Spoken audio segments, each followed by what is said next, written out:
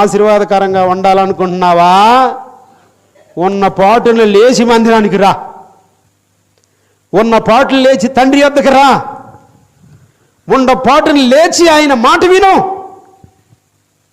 ఏ త్రాగుడి చేత, ఏ వ్యభిచారం చేత, ఏ దొంగతనం చేత, ఏ కీర్తి చేత, కల్మషం చేత నీ బాడీ ఫుల్ఫిల్ అయిపోయిందో నాకు తెలియదు. ఈ దరిద్రాన్ని ఇట్టే ఎంట పెట్టుకొని కొత్త సంవత్సరానికి వెళ్ళినా మళ్ళీ ఇదే పాత పాటే పాడతాయవని ఈ సంవత్సరం కూడా కలిసి రాలేదు. 25 ఇరగదీసేసిందంట,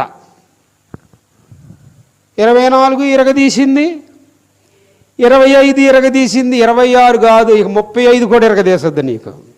ఒకవేళ 35లో ఉన్నా 35 కూడా నీకేం ఆశీర్వాదం ఉండదు. ఎందుకని? నీ పాత బ్రతుకును, పాప బ్రతుకును మార్చుకోకుండా బుద్ధి రా